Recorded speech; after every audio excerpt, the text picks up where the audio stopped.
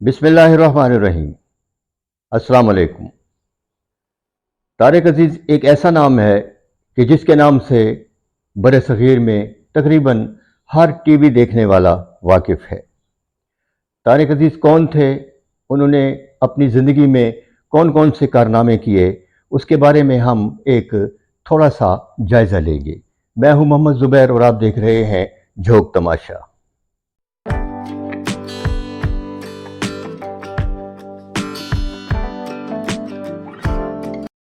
तारिक अजीज़ एक दानिश्वर, एक शायर और एक फिल्म एक्टर थे, लेकिन बहैसियत एक्टर उनको अपने काम पर मरते दम तक थोड़ी सी नदामत रही। उनको ये गिला था कि लोग उन्हें एक्टर समझते हैं, इसलिए वो फिल्म के खौल से निकलकर टेलीविज़न में दाखिल हुए और नीलाम घर के नाम से एक ऐसा प्रोग्राम किया जिसे हम तारीखी प्रोग्राम कह सकते हैं। तारिक अजीज़ तकसीम हिंद से पहले, मतलब पाकिस्तान बनने से पहले, इंडिया के पंजाब के एक शहर जालंधर में पैदा हुए 28 अप्रैल 1936 को। फिर जब पाकिस्तान बन गया तो 1947 को वो अपने वालिदैन के हमरा इंतहाई कसम पुरसी के आलम में पाकिस्तान चले आए और साहिवाल शहर में सकूनत इख्तियार की। यहाँ उन्होंने तालीम हासिल की और गवर्नमेंट कॉलेज साहिवाल से सेकंड डिवीज़न में बीए पास किया। उनके अंदर कुछ बनने की लगन थी जो उनको बेचैन रखती थी। 1961 में वो लाहौर चले आए। यहाँ उन्होंने रेडियो पाकिस्तान से अपने कैरियर का आगाज़ किया और बतौर अनाउंसर उन्होंने रेडियो पाकिस्तान से अपनी नशरियात शुरू कर दी। 1964 यानी 1964 में जब पाकिस्तान में टेलीविज़न की नशरियात शुरू हुई तो टेलीविज़न पर चले गए। उनको ये एजाज़ हासिल है कि पीटीवी पर सबसे पहली जो आवाज़ थी वो तारिक अजीज़ की थी। उनकी अनाउंसमेंट कि ये पाकिस्तान टेलीविज़न है अभी भी यूट्यूब पर आप देख सकते हैं। यहाँ उनको टेलीविज़न पर रहकर चैन ना आया, उन्होंने फिल्म इंडस्ट्री का रुख किया।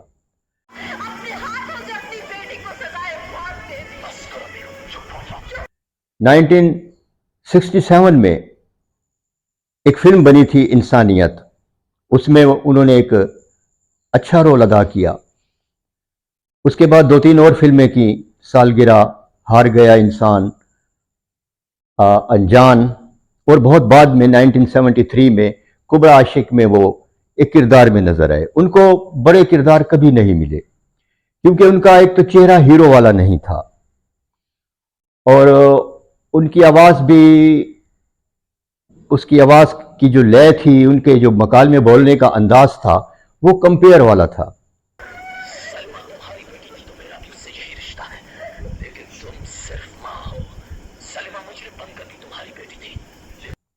शौक तो पूरा उनका हो गया, वो किसी तरह शोहरत की बुलंदी पर पहुंचना चाहते थे, लेकिन उनका जो असल था, उनकी रूह में जो एक दानिश्वर छुपा हुआ था, वो हमेशा बाहर आने के लिए मचलता रहा।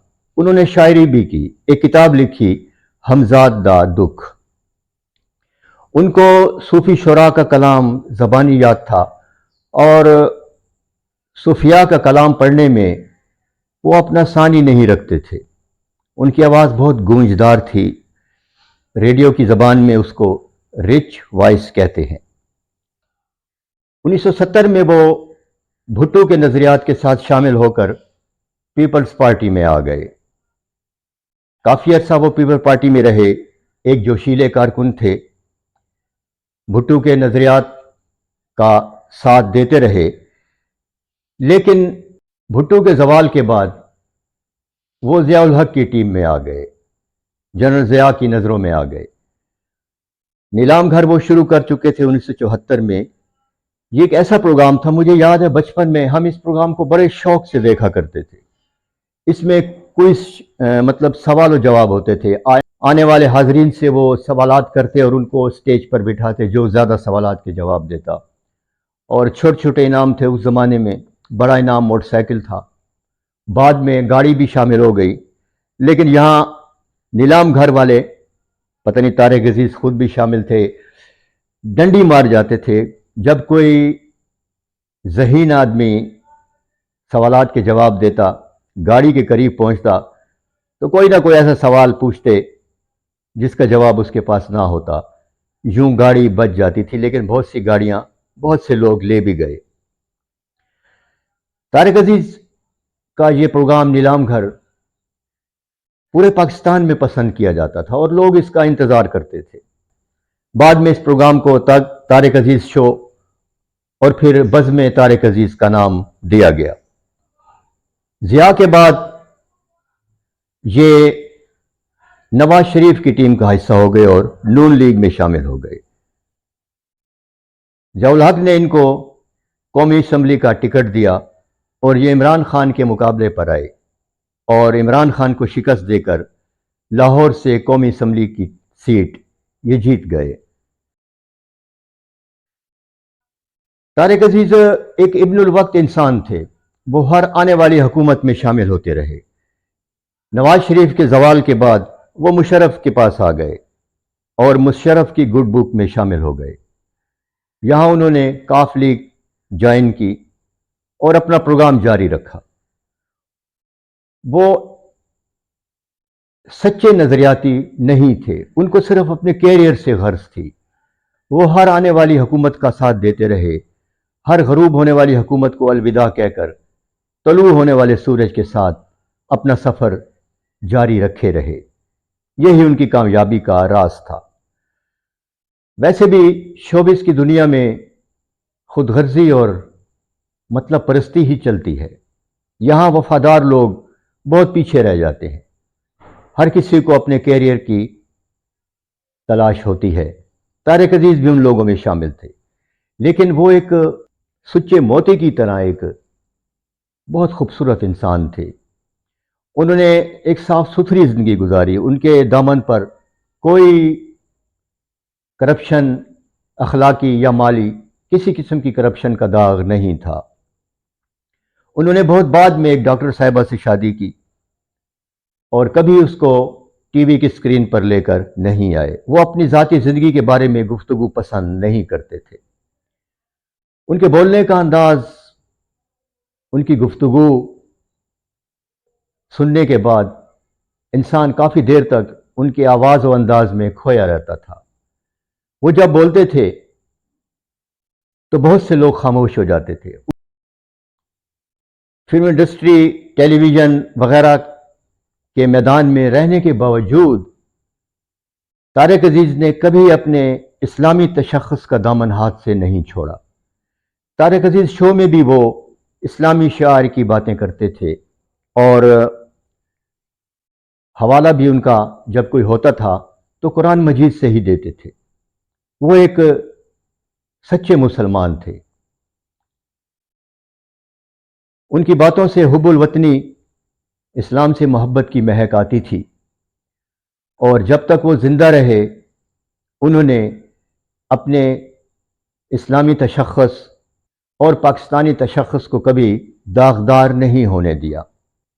ان کے دامن پر صرف ایک داغ ہے، جب نواز شریف کے دور میں سپریم کورٹ پر حملہ ہوا تو یہ اپنے جتھے کی قیادت کر رہے تھے۔ یہ چھوٹا سا داغ ان کے دامن پر ضرور ہے۔ اس کے علاوہ ان کا سارا کیریئر ہر قسم کی آلودگی سے صاف ہی رہا۔ طارق عزیز جیسے لوگ بہت کم پیدا ہوتے ہیں۔ وہ اپنی دنیا میں مست رہنے والے انسان تھے۔ جب ان سے کوئی بات کرتا تھا تو صاف لگتا تھا کہ وہ محض خانہ پوری کے لیے اور اس کا دل رکھنے کے لیے سن رہے ہیں۔ بات کرنے والے کی بات کے دوران ہی ان کے چہرے سے جھلک رہا ہوتا تھا کہ یہ بات ختم ہونے کا انتظار کر رہے ہیں اور ان کے ذہن میں جو بات مچل رہی ہے وہ اس کو باہر نکالنا چاہتے ہیں، کیونکہ وہ جانتے تھے کہ میری بات اس کی بات سے زیادہ قیمتی ہوگی، اور یہ کوئی اتنا جھوٹ بھی نہیں تھا۔ طارق عزیز 2020 میں بیمار ہو گئے اور ان کو ہاسپٹل میں داخل کرایا، لیکن وہ جاں بر نہ ہو سکے اور 1936 میں پیدا ہونے والے طارق عزیز 2020 میں انتقال کر گئے۔ ان کی کوئی اولاد نہیں تھی۔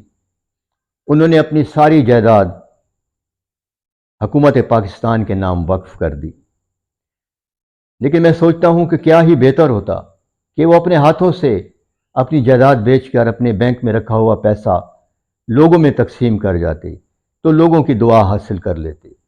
حکومت کے پاس جانے والا پیسہ تو نہ جانے کہاں جاتا ہے۔ بہرحال طارق عزیز کے بارے میں جو مجھے معلوم تھا وہ میں نے آپ کے گوش گزار کر دیا۔ آپ کو یہ پروگرام کیسا لگا اس کا فیڈ بیک ضرور دیجیے۔ اور ایک اور گلہ ہے مجھے آپ سے، آپ لوگ میرا پروگرام پورا نہیں دیکھتے، اسکپ کر دیتے ہیں۔ پروگرام پورا دیکھا کریں اور اپنی رائے ضرور دیں۔ محض تعریف یا تنقید سے مزہ نہیں آتا۔